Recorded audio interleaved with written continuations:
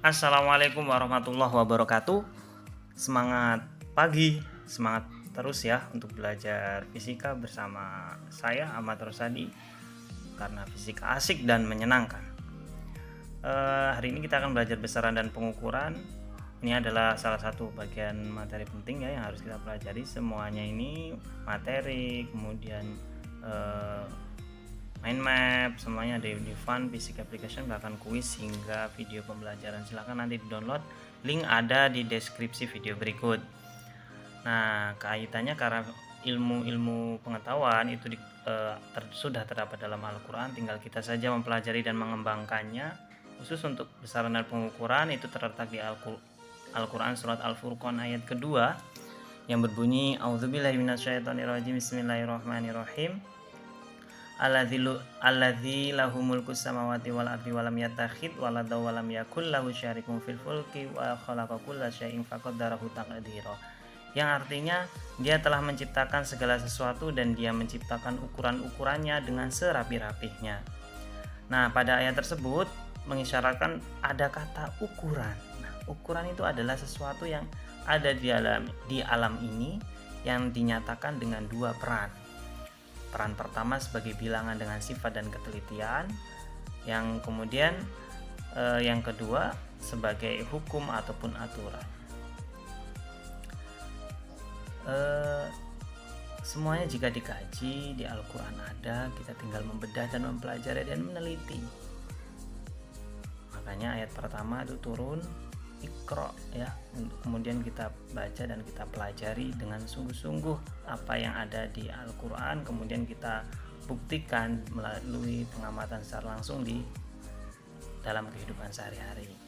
Oke, untuk pelajaran kali ini kita akan membahas tentang besaran, satuan, dan pengukuran. Ini merupakan krusial ya, materi krusial karena semua itu bermuara dari bab besaran, satuan, dan pengukuran. Di bab ini kita belajar tentang besaran pokok dan turunan, kemudian kita juga mengenal dimensi, konversi satuan, notasi ilmiah, alat-alat ukur, dan kemudian semuanya itu ada aturan untuk membaca hasil pengukurannya, di mana aturan tertuang dalam aturan angka penting. Angka-angka apa saja yang dianggap perlu dan yang akan kita gunakan nantinya untuk membaca hasil pengukuran. Sebenarnya materi prasyarat di semester ini di materi besaran, satuan, dan pengukuran kita harus sudah tahu dulu untuk materi tentang konversi satuan yang sudah kalian pelajari bersama pada tingkat sekolah dasar. Oke, kita menuju ke besaran pokok dan besaran turunan. Besaran pokok ya kita sudah tahu, dan ini kalau yang belum tahu wajib tahu dan wajib mengingat ada 7 besaran pokok dimulai dari panjang, masa, waktu, suhu, kuat arus listrik hingga jumlah zat. Sehingga kita juga harus tahu dimensi, karena ini penentu untuk menentukan besaran turunan itu benar atau tidak, dimulai dari L hingga J. Kita melihat kebesaran turunan sekarang. Kalau bedanya, kalau besaran pokok itu sudah ditetapkan di sidang internasional jumlahnya 7, kalau besaran turunan ini hanya 6, hanya sebagai contoh. Jumlah sesungguhnya tak terhitung ya. Besaran turunan itu adalah turunan dari besaran pokok.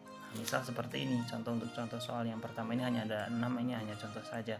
Luas itu kan ini contohnya panjang kali lebar itu luas pada persegi panjang ya, panjang kali lebar. Nah ini kan panjang satuannya meter, lebar satuannya meter. Nah berarti kan turunan dari besaran pokok satuannya meter persegi, sehingga dimensi dari meter atau panjang adalah L. Nah di sini dituliskan L pangkat 2 karena meter pangkat 2 ya. Kemudian ditulis dalam huruf kapital dan ditulis dengan huruf kurung kurawal. Mohon maaf, ini angka 2-nya atau pangkatnya seharusnya di luar kurung kurawalnya. Sangat mudah. Contoh pula selanjutnya untuk volume itu salah satu rumusnya untuk volume balok, panjang kali lebar kali tinggi. Nah ini kan merupakan 3 kali turunan dari panjang, dari besaran panjang, sehingga meter kubik satuannya meter, dimensinya L, berarti L pangkat 3 atau L kubik. Nah lain halnya dengan kecepatan itu kan rumusnya perpindahan per waktu. Perpindahan itu sama halnya seperti besaran panjang, satuannya kan meter, kemudian waktu itu kan satuannya second.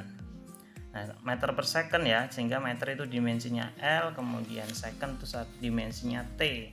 Karena second terletak di bawah per ini, sehingga nanti kita akan naikkan ke atas. Di sini second pangkatnya 1, kita naikkan ke atas sehingga kebalikannya jadi pangkat negatif LT pangkat min 1. Nah, bagaimana jika satuannya bulat seperti gaya? Nah, gaya itu kan satuannya Newton. Bagaimana kita mengetahui dimensinya? Kita harus sering berlatih. Gaya itu kan harus satu rumusnya ya, hukum 2 Newton, F sama dengan M kali A, di mana M adalah kilogram, kemudian A adalah meter per second kuadrat. Sudah, kilogram itu dimensinya M, meter dimensinya L, dan second pangkat, ini salah tulis ya, seharusnya T-2. Oke, dari sini T-2. Dan semuanya ditulis dengan huruf kapital. Cukup mudah untuk mempelajari besaran dan satuan ini. Pesan saya untuk memahami dan mengingat besaran pokok yang jumlahnya ada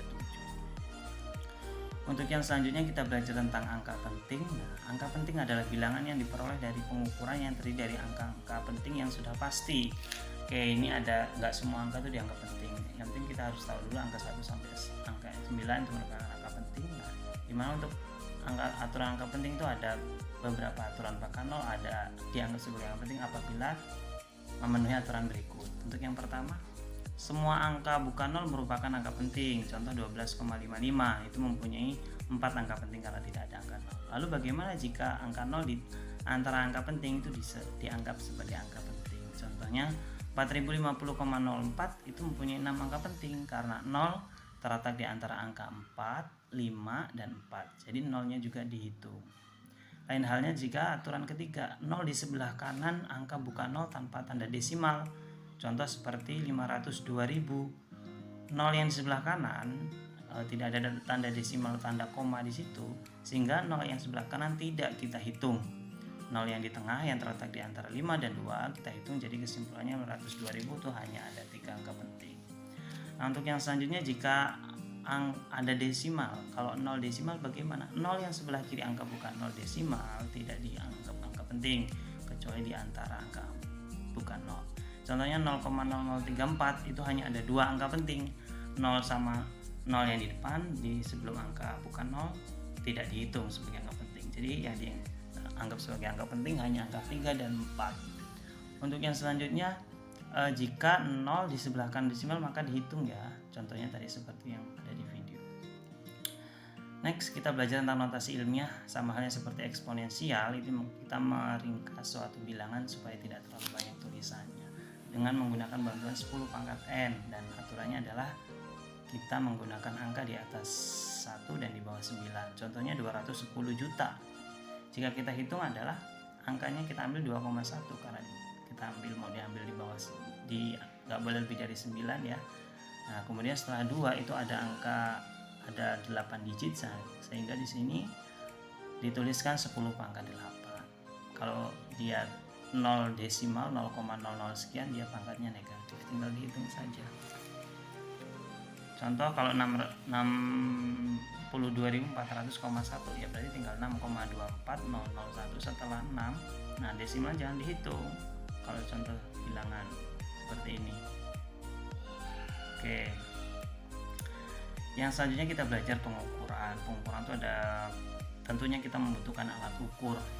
Alat ukur sesuai dengan besarannya. Nah, sekarang kita akan mencoba belajar untuk mengukur menggunakan jangka sorong. Jangka sorong apabila diwujudkan dalam bentuk 2 dimensi seperti pada gambar yang tampak.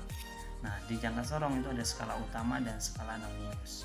Skala utama terletak di bagian atas dengan skala nonius yang di bagian bawah yang segaris lurus dengan skala yang di atas dan di bawah. Oke, sebagai patokan kita harus tahu NST atau nilai skala terkecil dari jangka sorong adalah 0,1 mm, sehingga kita baca hasil pengukuran berikut.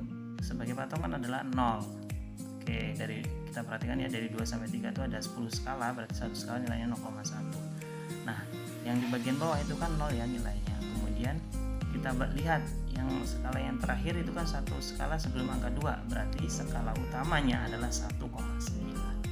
Sedangkan skala nonius adalah yang berhimpit ya. Kita lihat yang berhimpit atas dan bawah. Yang paling berhimpit adalah yang ini ya, yang paling lurus di garis ke-8 dari bawah, yang dihitung dari bawah. segaris lurus dengan atas, sehingga skala utamanya, skala non-Euclidnya kita kalikan 0,01 cm, sehingga dapatlah 0,08. Tinggal kita jumlahkan 1,9 ditambah 0,08, hasilnya 1,98 cm. Kalau untuk jangka sorong itu nanti hasil akhir pembacanya dalam satuan cm. Itu karena tadi kita mengingat dari NST, dari jangka sorong itu kan 0,1 mm, apabila kita konversikan ke cm hasilnya 0,01 cm. Oke, pembacaan yang selanjutnya untuk mikrometer stroke dengan NST 0,01 mm. Sama halnya dengan jangka sorong, dia mempunyai skala non-use dan skala utama. Bedanya, skala utama di mikrometer stroke itu sebelah kiri dan skala non-use-nya sebelah kanan. Oke, kita lihat dari angka yang terakhir terlihat kan angka 2 di skala utamanya sebelum garis panjang ini. Dan kita lihat dari skala 1 sampai 2 itu ada yang di bawah, ini sebagai 0,5, karena setelah 2 tidak ada garis bawah lagi, sehingga skala utamanya adalah 2. Kemudian skala non-use-nya apabila kita lihat yang segaris lurus dengan kiri dan kanan itu di angka di garis kedua setelah skala 35. Jadi skala non-use-nya adalah 37, kita kalikan NST-nya 0,01 dapatlah 0,37. Hasilnya 2,37. Supaya kalian lebih mengeksplor diri, supaya bisa, silakan kalian nanti kerjakan 2 soal yang ada, soal A dan B, nanti jawab di kolom komentar. Pesan saya, silakan kalian supaya lebih mendalami fisika, salah satunya adalah mendownload aplikasi Fun Physics Application yang ada di deskripsi. Semangat selalu, jaya selalu, fisika mudah, fisika asik dan menyenangkan. Saya Heri, wassalamualaikum warahmatullahi wabarakatuh.